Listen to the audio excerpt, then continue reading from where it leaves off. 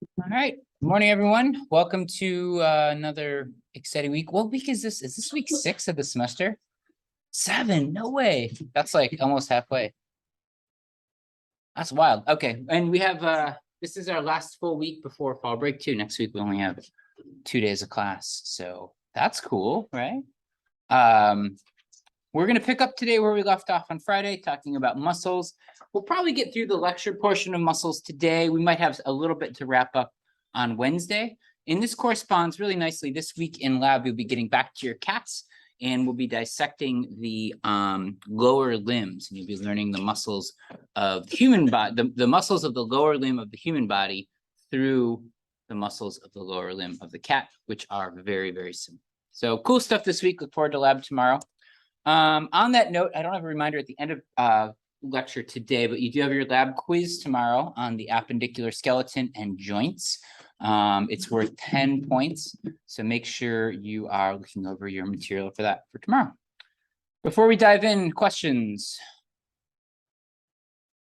Okay, let's do this. So I'm going to start off today. I have a human anatomy in the news bit on muscles specifically, which is pretty interesting.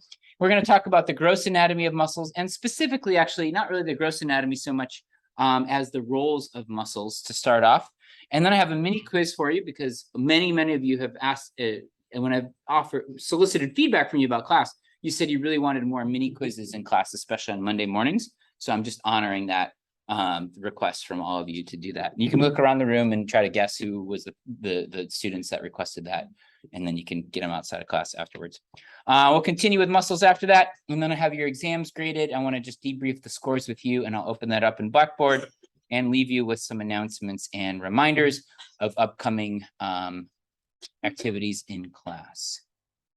So, human anatomy in the news. This is a cool study that just came out recently, talking about how your muscle is repaired after a workout. So many of you have probably heard the term of like micro tears that you get in your muscles after a workout. Well, this is what it looks like microscopically. This is actually mouse muscle, but the same idea for humans. And what's particularly interesting is that it's the membrane that surrounds these muscle fibers, specifically the muscle fibers are kind of broken up into segments called sarcomeres. We didn't really get into that so much in this class, but those are the units here. And there's this membrane that surrounds it, and this membrane can be stretched and even torn during eccentric exercise. And so this is when you're flexing your muscles, but they're being stretched at the same time. So a good example of where this happens is when you're running downhill. In that case, you're using your muscles, you're contracting those muscle fibers, but at the same time, because you're extending them, they're both simultaneously being contracted. They're trying to contract themselves, but outside forces are stretching. So anyone that's a runner has ever run downhill knows kind of how difficult it is. Running downhill actually kind of stinks. And that's part of the reason is because you're simultaneously contracting and stretching those muscles. Another more simple example of this, we keep going back to this example of a bicep curl. So this is the part of the bicep curl when your arm is like this. Like next time you're at the gym, try to sustain this position. And it's really difficult because in this case, you're trying to contract this muscle and maintain maintain force to keep the weight here. But at the same time, your arm is being stretched. And that can lead to these micro tears. Now, of course, your body has to repair that damage. And so what happens, what the researchers found with this specific study that I think is really cool is they found that the nuclei of the cells migrate to the area where the damage occurs. So now remember, your cell nuclei are where the DNA is. So that's where transcription happens, and where the RNA can be produced to then produce proteins to repair this damage. And remember, your skeletal muscle is multinucleated. So the nuclei actually travel to the repair site so that they can produce proteins and repair that damage. And what's further interesting is they found in this study, although it was done with mice, that training actually reduced the damage, meaning that if mice trained, they actually had them on a treadmill that had like a downhill slope. If they did training, I don't know exactly what the regimen was, and then subjected them to the same trial, their muscles weren't damaged as much. So that's why we practice and train. Any of you that are on sports teams are well aware of the importance of that. what's interesting is it not only can increase your performance, it reduces the damage to your muscles at the same time. So cool study. I don't have a link actually to the original article here. I just have a link to the Popular Press article on this one. It'll take you 5 minutes to read. It's a really short read, and it is in your program for Wednesday. Questions, comments on this? Cool. So next time you run downhill, about 5 hours after that exercise, you can sit there and you can think about all those little nuclei going to those micro tears to help repair your muscles. And you can be like, thanks, nuclei. You got me. All right, muscle rolls. This is where we left off on Friday. We talked about some of this on Friday, but I just want to jog your memory a little bit and get you thinking about it again. Remember that we have 4 major categories of muscle rolls during movement. And just to back up a little more, reminder here that we are talking specifically here about what kind of muscle. Yes, skeletal muscle. Cardiac muscle and smooth muscle have operate differently. So here we're talking specifically about your skeletal muscle, and we have 4 roles. The prime mover or agonist. This is the muscle that's primarily producing the motion or the force in some cases, the force is mass times acceleration. That's contracting, right? Because sometimes we're producing force without actually moving anything in the example of like an isometric exercise.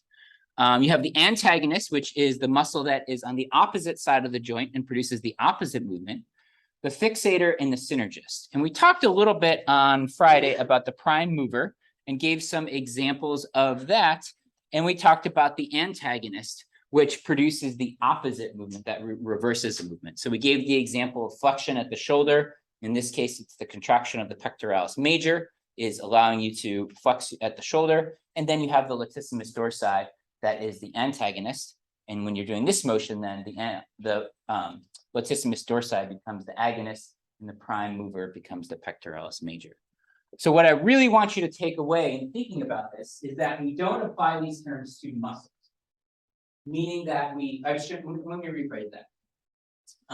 These terms aren't intrinsic to muscles, meaning that you can't say that your biceps brachii is a prime mover or your triceps brachii is an antagonist. We describe these roles when there is a certain motion. So when I'm doing the curl, my biceps brachii is the agonist or prime mover. My triceps brachii is the antagonist.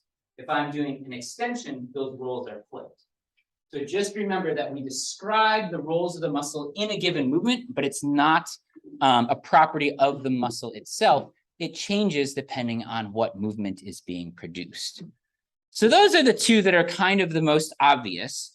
I want to just re-emphasize that an antagonist, although it sounds like something that's working against the agonist, it's really important that they work in synchrony, that they operate together so that you can have fluid and precise motion. If the antagonist wasn't relaxing kind of at the proper pace and the proper time, then your muscles, your movements would be jerky and uncontrolled. It's really important that they operate together. So don't think of them, in the kind of literary sense as an antagonist fighting against it. Think of them as someone who's just making sure that they can do their job as good as they can. That's all review from when do we leave house have class? Friday. Is it Monday? It's still Monday, huh? Okay. It's 8:10 and I'm saying it's still Monday. That's not a good sign. What questions do you have about that? Okay, let's talk about the last 2 roles. The fixator is a muscle that holds your other parts of your body in place so you can produce a movement. So a good example here that I'm not going to demonstrate is if you're lying on your back and you're raising your legs off the ground. Anyone that's done this exercise know that it's actually pretty challenging. And what's interesting is that where it really strains is your muscles in your abdomen, specifically the rectus abdominis. And this is because when you're producing this movement, to do this, you need to keep your pelvic bones and your hips kind of in a stationary position so that you can use those hips then to leverage your muscles of your quadriceps to lift your legs. If your hips are moving, then when you contract your leg muscles, instead of moving up your legs, it's going to move your whole body. And so you need to kind of anchor the hip the hip area, your coxal bones, so that you can then produce this movement with the muscles of your leg. And in this case, the rectus abdominis it's called the fixator, because it's creating that kind of anchor and keeping that stationary so that other movement can be produced.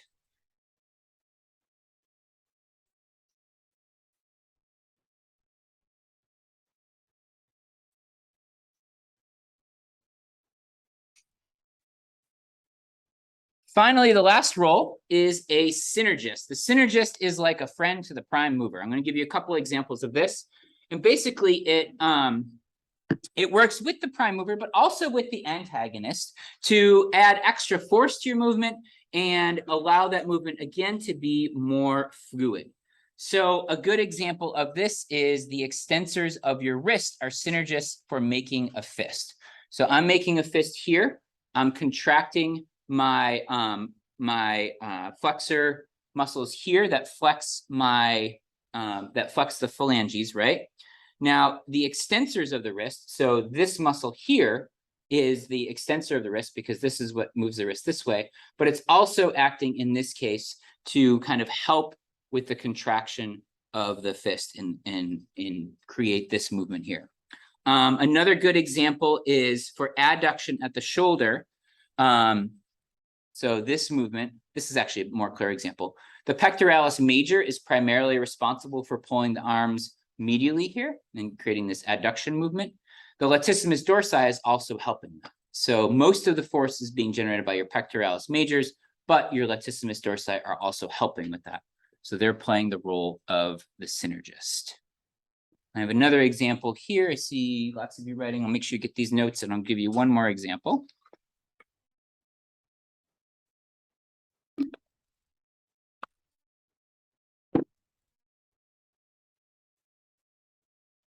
So let's look at the abduction of the thumb. So this is moving your thumb out like this, right?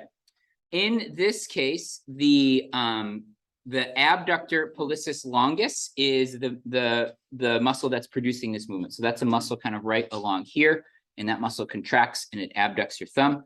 Note that the name of the muscle describes exactly what it does. It abducts the thumb. Pollex is your thumb, and it's a long muscle, hence the name longus. And in this case, your extensor carpi ulnaris and your flexor carpi ulnaris are synergists. So these are, again, two other muscles in your forearm. I know we haven't talked about them in detail yet, but basically they add to the force produced by the abductor pollicis longus and add extra power to moving your thumb out. So another example of the forearm.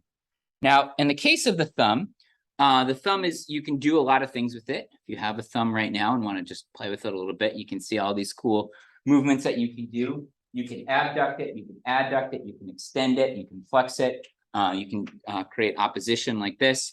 And all of them, you have a whole group of these muscles in the forearm that work together to produce this movement. And depending on the specific movement, the muscles act in roles as synergists or agonists or antagonists. And so we have this kind of complicated set of muscles to produce this complicated suite of movements in the thumb.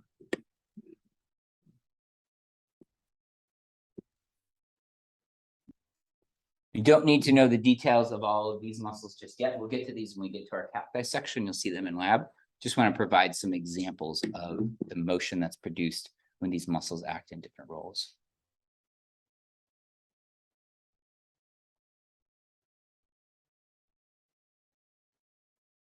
Cool.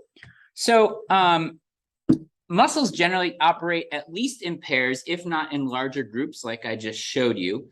And an easy way to kind of recognize muscles that are often agonists and antagonists to each other is when they're on opposite sides of the joint. So a good example, again, going back to the shoulder, the pectoralis major is on the front, the anterior, the latissimus dorsi is on the back, the posterior, and they're on opposite sides of the shoulder joint. So they act to pull the bones of that joint, specifically the humerus here, in opposite directions. And we could see other examples of that here as well. Let me continue that example. I talked about this a little bit in lab. And so a good way to think about the motion that's produced when a muscle contracts is that if it's on the anterior side of a joint, it produces flexion. So here in the anatomical position, if I flex my pectoralis major, this is flexion at the shoulder. If I contract my biceps brachii and my brachialis, that produces flexion at the elbow, because those are on the anterior, the front of those joints. At the same time, on the posterior of those joints, the motion that they produce is extension. So my triceps brachii, when I contract those, it produces extension at the arms. When I contract my latissimus dorsi, it produces extension at the shoulders. And so I talked about this when we played Simon Said a little bit, the anterior posterior things.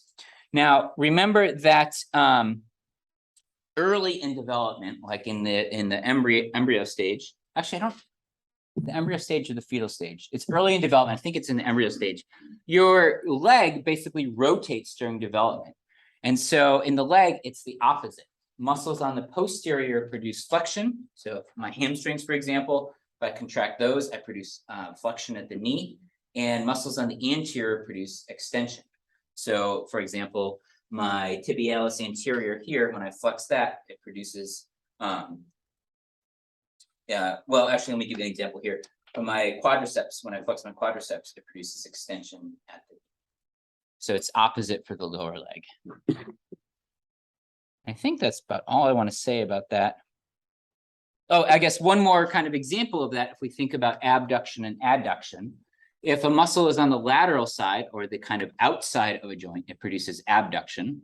So a good example is the deltoid, which is largely on the lateral side of your humerus here. That muscle contracts, it produces abduction. And muscles that are on the medial side of a joint produce adduction. So you have teres major here, which is a joint associated with the shoulder, and it's on the posterior. You see it has its insertion here on the kind of posterior edge of the scapula, and its insertion on the kind of proximal end of the humerus here. And when that muscle contracts, it produces adduction, pulls the arms back down. Kind of making the connection here between what we're learning about muscles and these different forms of movement we talked about in lab last week. What questions do you have?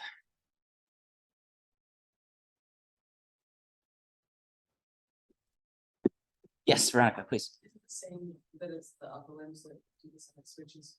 Oh, good question. No, actually, it's not. For abduction and adduction, it is it's the same in upper or lower limbs. And so if the muscle is on the medial side here, so for example, you have like your IT band here, and your gluteus minimus and maximus are involved as well.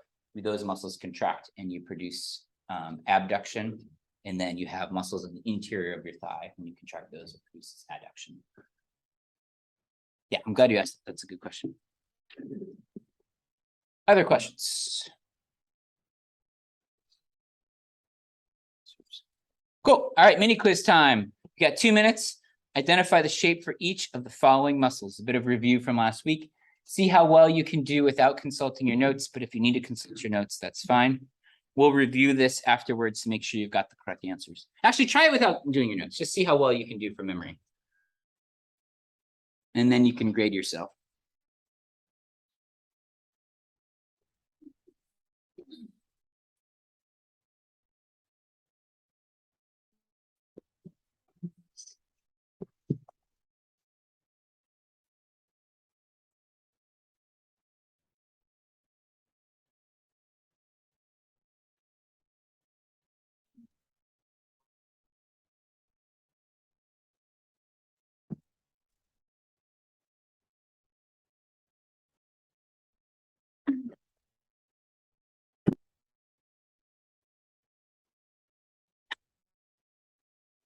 Big sound.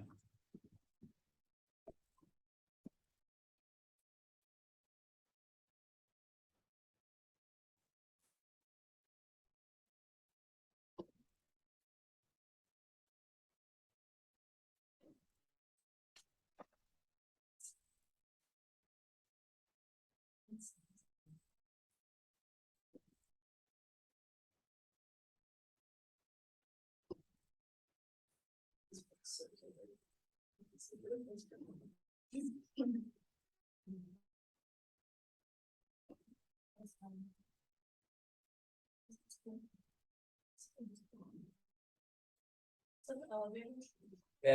The woman at the Hudson Center said that she thinks it's through the heating system, but she said she hears it frequently on Monday. I've never heard of it before. Has anyone here heard of this? No.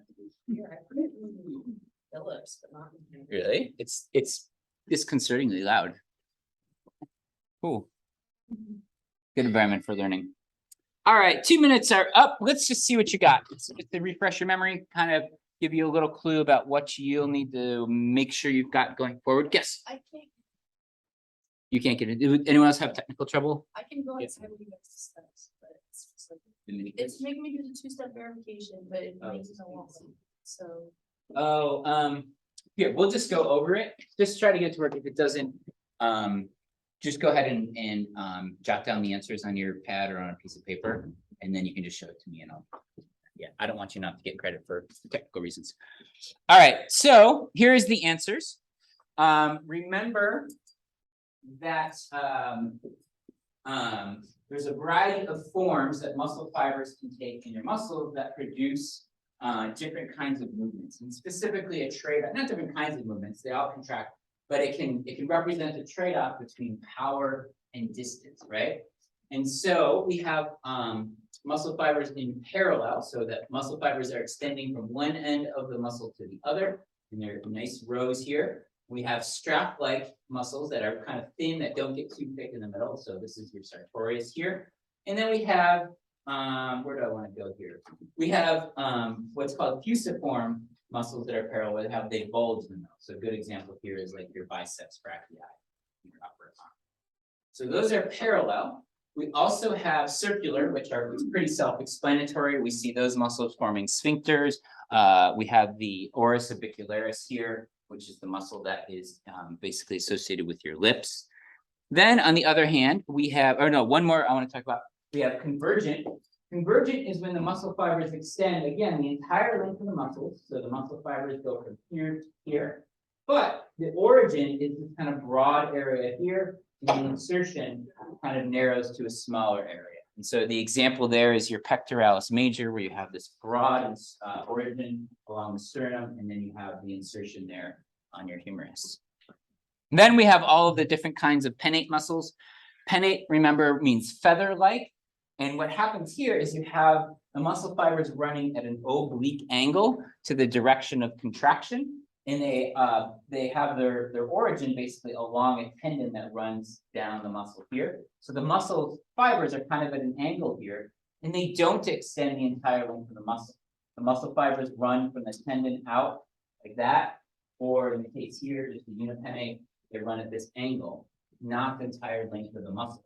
And this produces greater force, but reduces the distance that the muscle can contract.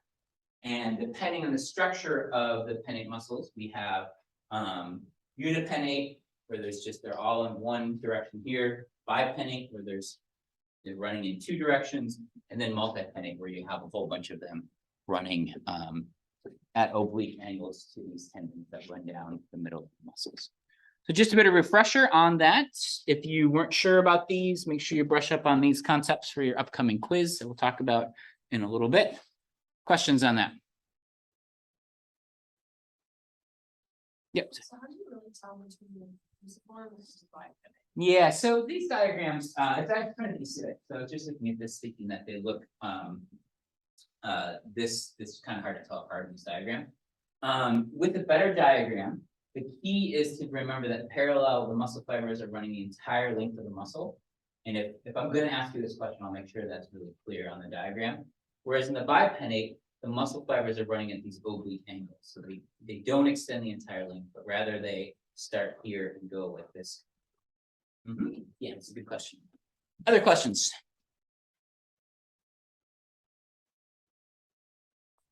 All right, what I want to walk through for the better part of class here is to give you some examples of how we name skeletal muscles. And so the goal here, again, isn't to memorize groups of names of groups of muscles or things like that. You're going to do that in lab, but rather to give you some tools and some vocabulary so that when you do encounter these names, they make a little more sense. And so they'll be easier to memorize. Of course, as we walk through this, you'll see some examples, so you'll be familiar with those.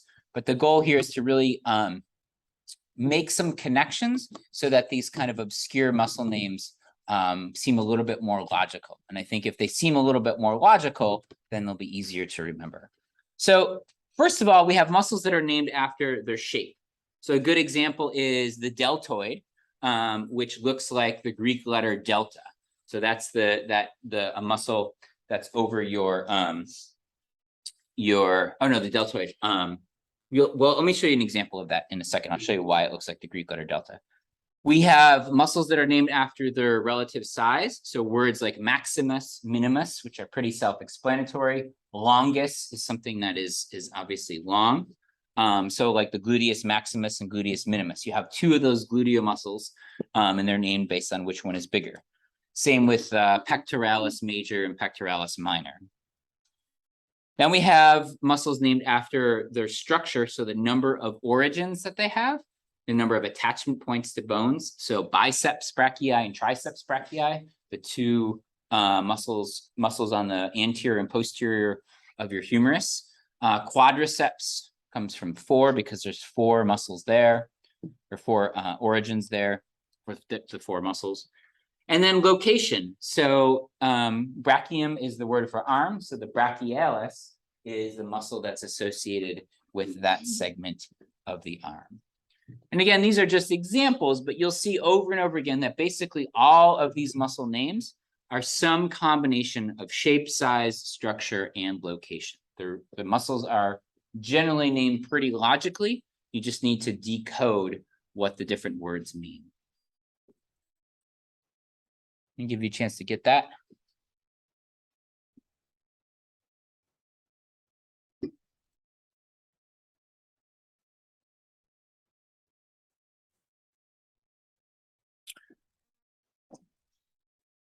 Actually, I have a couple more. Okay, I forgot that. So this is the first 4 things that skeletal muscles are named after. I forgot that I have another slide with other examples here.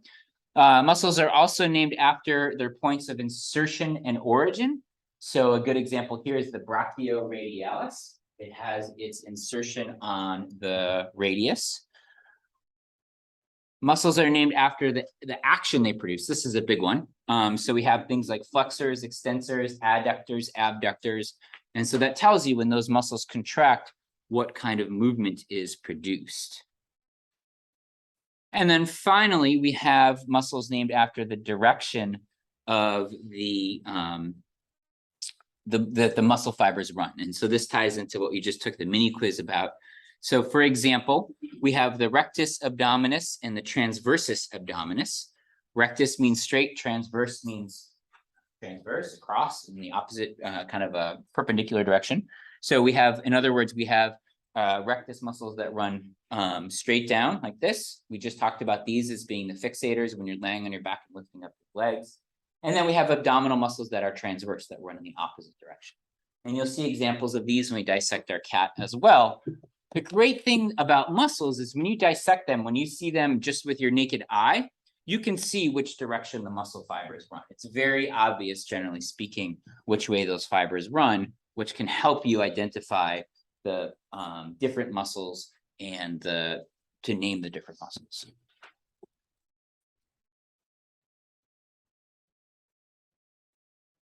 I'm going to walk through some examples of this. The first being muscles named after shape. I mentioned this a minute ago, but I wanted to show you the diagram. So you can see if you look from a superior point of view, looking down on someone, those deltoids of the shoulder are very triangular, which vaguely, I would say vaguely, more or less resembles the Greek letter delta. So that is why they're called deltoids. Another good example is the trapezius. Comes from the same word as trapezoid, right? So it's a kind of diamond-shaped muscle on your back. This is a huge muscle. It's actually pretty enormous in the sense that it stretches from your skull back down to your basically the inferior most thoracic vertebrae and then out to your scapula as well. It's a big old muscle on your back, and it looks like this diamond shape, like a trapezoid. We also have muscles called your serratus muscles. For example, your serratus ventralis, and serrate comes from where like a serrated steak knife or something like that. These notched or sawtooth edges like this. You can see these muscles have all of those attachment points on the ribs, and it gives it that serrated shape. We also have the rectus abdominis. I talked about these guys a minute ago. And so you can see here, this is a good example. They're rectus, meaning they're named after the shape that's straight, but also abdominis because they're found in your abdomen, right? So they're named after the shape and the place. We also have the pyramidalis, which is this little muscle down here in the groin area. You can see it has this kind of triangular pyramid shape. So it's named after its shape. I mentioned that the relative size can be important too, so major and minor. So we have pectoralis major and pectoralis minor. These are two muscles that act as synergists in flexion at the shoulder and also in adduction of the arm. And they work together, they're closely related. One is bigger than the other, hence major and minor. It's pretty straightforward.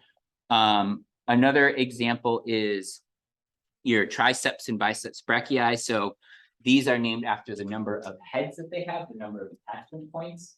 Biceps, not surprisingly, 2. Triceps has 3. They're both in the arm, the brachium, so they're both brachii. We also have muscles named after, Jade, I'll get you 1 second. Their location and well, you see some examples here. The frontalis is this muscle in the anterior of the skull. Subscapularis is the muscle that is on the anterior face of the scapula. Pectoralis major we talked about. Infraspinatus. So remember we have this the infraspinous fossa here on the scapula, and so this is the muscle that kind of runs right on that as well. So again, all those muscles named after their positions. Jada, go ahead. I was just curious. Yeah. Would the trapezius be convergent or? Let's go back. That's a great question. Boop, boop, boop, boop, boop. Trapezius would be convergent. What do you think? Yep. And why do you say yes? The muscle like go to the direction of your insertion? Yeah. I would say definitely. This is actually a great example of convergent form because you have all of the muscles. Remember, to be convergent, the muscles have to run the fibers have to run the entire length of the muscle. So if you look on this diagram, you can see those fibers run all the way across. They have this really broad origin and this really small insertion. Yeah, perfect example of convergence. Thanks for making that connection, actually. Nice. Other questions? All right, let's just skip ahead here. Where were we? Frontalis. So just again, more examples of muscles named after their specific position. I've got a few more for you. So we have this muscle, the coracobrachialis, this little guy here, kind of on the anterior of the shoulder. So it has its origin on the coracoid process of the scapula, and then its insertion on the brachium again. So if you put the two words together, the coracoid and the brachium, you get coracobrachialis. You also see this on, for example, the brachioradialis muscle that runs right along here because it has its origin on the brachium and its insertion on the radius. So a lot of times they just kind of mush the two words together and you get the name of the muscle. Another good one is the pectineus. We didn't really talk about this pectineal surface. We did talk about the ramus of the pubis, anterior ramus of the pubis, and that's its origin. So it's named after where it has its origin there. A couple more for you. External and internal come up. So these are muscles that are associated with the movement of the rib cage, and whether they're more deep or superficial, they're internal and external. That one's pretty straightforward. Let me see more examples here. This is kind of boring. Just don't like presenting all of this kind of quickly, although I want you to get this information. I need to come up with a better way to present this.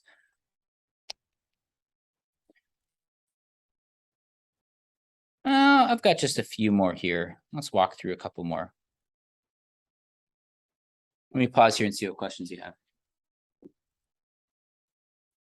Okay, another example is the levator scapula. I actually like this one. This is in the posterior of your neck.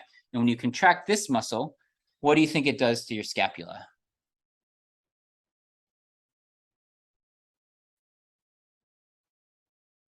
Yeah, it lifts it up. So levator comes from the word like to elevate, right? And so you contract that muscle and you can lift your scapula up towards your neck.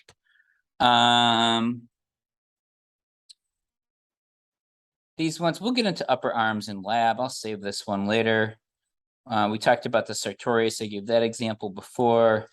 A good example here of the, I don't know why I have a salamander here, but you can see the external oblique and the internal oblique. And you can see how the transversus run in the opposite direction of the obliques. And so these guys are named after both their position, internal, external, as well as the direction of the fibers, oblique or transversus. You can see oblique here, these muscle fibers are kind of running at a 45-degree angle, transversus is running at a 90-degree angle, and then you would have your rectus abdominis, for example, down here, running parallel to the direction of the body. You can see this actually better on humans. You can see rectus abdominis here. These are the long muscles that go running parallel. The obliques run at this 45-degree angle, and the transversus run at a 90-degree. And so all of those muscles are involved in this kind of complex movement of the torso, but they're run in different directions to provide different movements.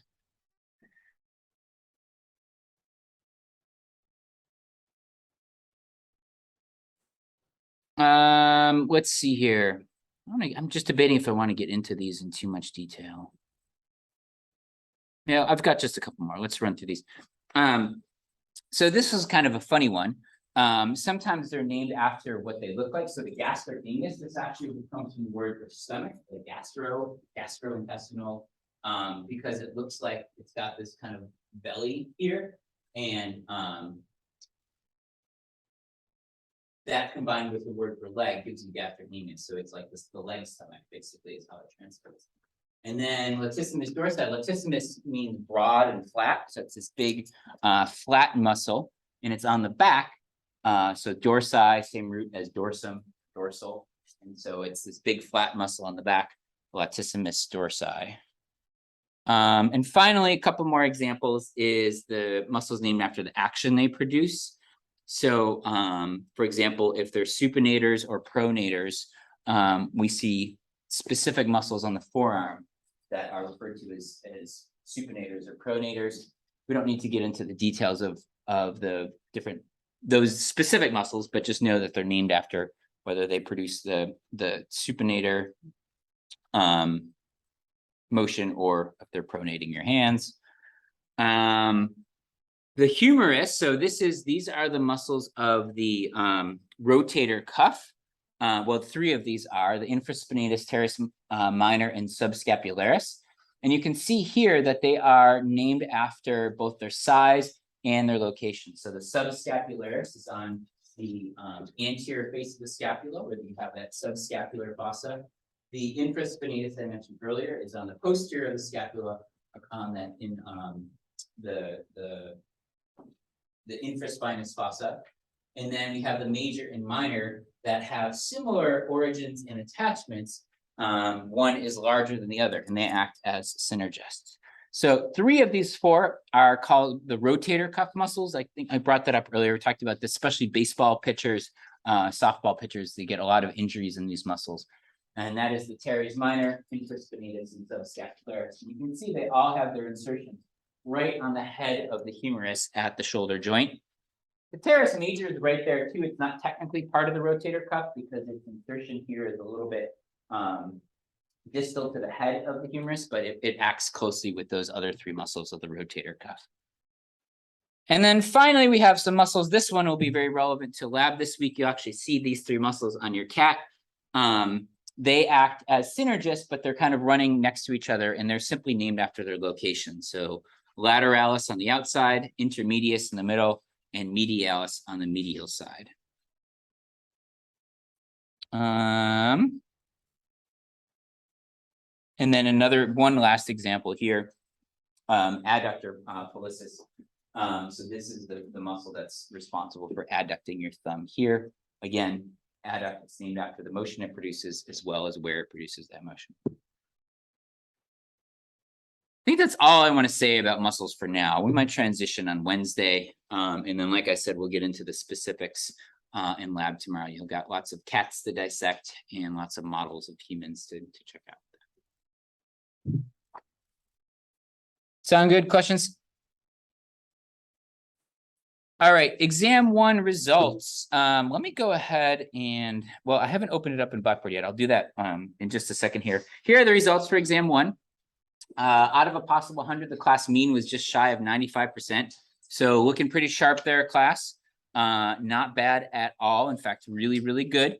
Here's the distribution. You can see we had 6 of you got a perfect score. 3 more of you got like a 97, 98, etc. The mean was right here. And then you kind of have the distribution trailing off here. Again, if your score is kind of in the tail end of this distribution, might be a good time to check in with me, think about what you're doing to prepare for the exam, and make sure you're on track for your next assessment. Having said that, you know, if you're down here and you're scoring like a, you know, high 80s, low 90s, like that's still a solid B+, A-. So overall, don't be fooled by the fact that some of these grades are on the left side of this figure. Like the low point here is still in the 80s for the exam. So the class, like overall, is in really good shape. I guess you're looking good. Most of the points that were lost were on the last question, comparing the shoulder and pelvic girdles. In Blackboard, I have a PDF uploaded there under quizzes and exams where you can see some example answers that would have received. These are answers from students that would have received full credit. So you can compare your own answer to that. And also in Blackboard, if you did not get full credit for one of those questions, in the feedback section, I explained exactly what I was looking for that you didn't provide or what you could have done differently. So check that out. And then of course, let me know if you have any questions about any of that. So I'll open it up for you immediately after class. You can see your grade. Your class program for Wednesday includes a reflection survey on how you're progressing in this class so far, how you feel about your grade. Midterm grades are actually due pretty soon. And so just a chance to think about where you're at and what you may or may not want to do differently. There's a link to that. It's a short survey, should take you 5 minutes, and is worth 2 class points. So see that in your class program for Wednesday. Other super important announcements. Actually, one thing, well, I'll mention this in lab tomorrow, but what I'm going to do for your lab practical, the way the timing for this class works out right now, I would love to give you your lab practical the Tuesday after fall break, but I feel like that would kind of suck because if you're going off campus or whatever, you're not gonna be able to study. So what we're gonna do is work in a review week for your lab practical. I'll give you the whole schedule in lab tomorrow, but we're gonna have 2 more labs, no, 1 more lab and then a review week, and then you're gonna have your lab practical. And that way, when you come back from fall break, you can have a little bit of time to catch up on things. And we'll do the lab practical the following week. I didn't want to give you the practical right after you get back from fall break, unless you really want it that way. But I figured, because for lab especially, you want to go in the lab and study and see the specimens. But if you're off campus, you obviously can't do that. So anyway, I'll give you that schedule tomorrow. Here's another announcement. Lecture quiz number 3 is going to be in class this Friday. So it's going to be in class. It's going to be closed book. And it will cover joints and muscles. So basically everything we've covered from the end of what we didn't cover on the first exam through today. And that is specifically joints and muscles. There's details in your class program for Wednesday. So again, it's in class, it's closed book on Friday this week. If you're going to make arrangements to take it at the testing center or anything like that, just communicate with me and we'll make sure that is set up for you. And it will be at the beginning of class on Wednesday. So keep that in mind when you're making arrangements. I can help I can help you make those arrangements too. Open hours today. I'm only doing 1 to 2 today instead of noon to 2 because the iCubed event today is today. I don't know if anybody has been to this. Go check it out. It's in Great Chapel. It's a whole bunch of professors from across the campus, and they give 3-minute talks on like some area of their research or expertise. It's really, really fun, and it's great. So go check it out at Great Chapel. Immediately after that, I'll come over to the Science Center, and I'll be in the lab room from 1 to 2. And finally, remember, you've got a tutoring session with Danny tonight. Might be a good chance to brush up for your lab quiz tomorrow, and that is in the lab room. That's all I have today. I'll open up your scores right now, and oh, did I not record this?